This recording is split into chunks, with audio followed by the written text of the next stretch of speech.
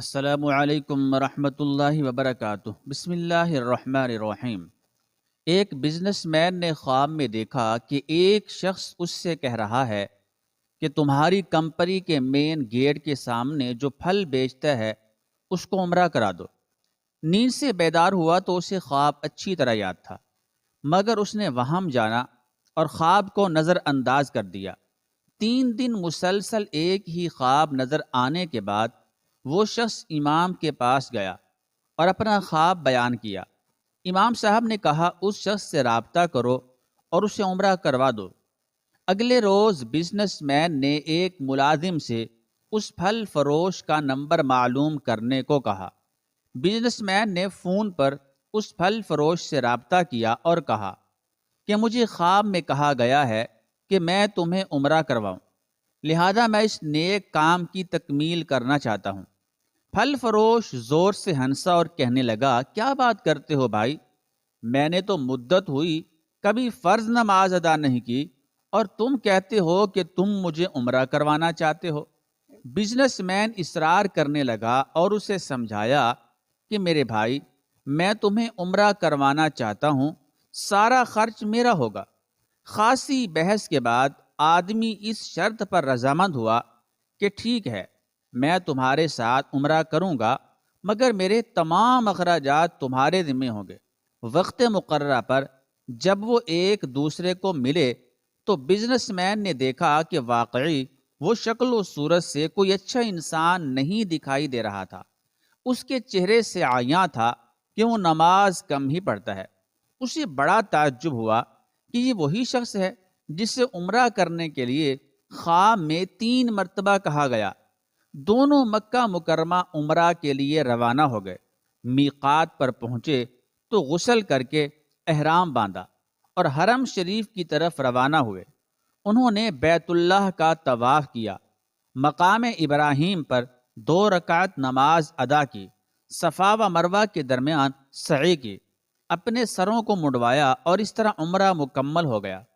اب انہوں نے واپسی کی تیاری شروع کر دی۔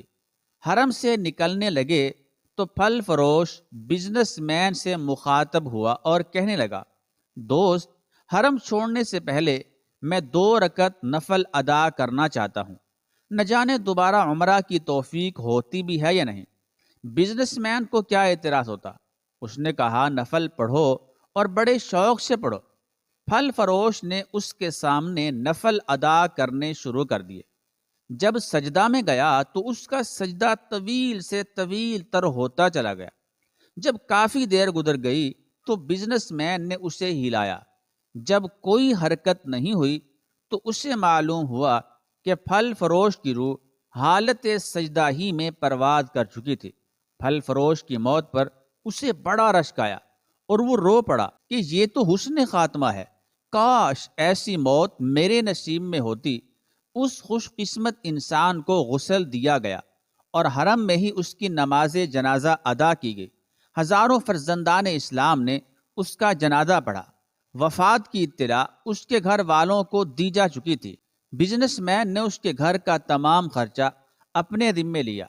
پھل فروش کی بیوی سے تعزیت کرنے کے بعد بزنس مین نے کہا، میں جاننا چاہتا ہوں کہ تمہارے شوہر کی ایسی کون سی عادت یا نیکی تھی کہ اس کا انجام اس قدر عمدہ ہوا اور اسے حرم میں سجدہ کی حالت میں موت آئی۔ بیوی نے کہا، بھائی، میرا خاوند کوئی نیک آدمی تو تھا نہیں، میں اس کی کوئی خاص خوبی تو بیان نہیں کر سکتی، ہاں مگر اس کی ایک عادت یہ ضرور تھی کہ وہ ہمارے ہمسایہ میں ایک غریب بیوہ اپنے چھوٹے چھوٹے بچوں کے ساتھ رہتی ہے۔ میرا شوہر روزانہ بازار جاتا تو جو چیز اپنے بچوں کے لیے کھانے پینے کی لاتا وہ اس بیوہ اور اس کے یتیم بچوں کے لیے بھی لے آتا اور اس کے دروازے پر رکھ کر اسے آواز دیتا، اے بہن، میں نے کھانا باہر رکھ دیا ہے، اسے اٹھا لو۔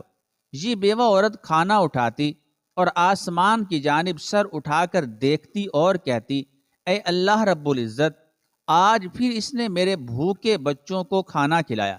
اے اللہ رب العزت، اس کا خاتمہ ایمان پر فرما۔ زندگی تو جیسے تیسے بہرحال گزر ہی جانی ہے، لیکن جس قدر ممکن ہو لوگوں کی مدد کیا کریں۔ اللہ تعالی ہمیں ہر طرح کی برائیوں سے اپنی پناہ میں محفوظ کرے اور ہمارا خاتمہ بھی ایمان پر فرمائے۔ آمین ثم آمین۔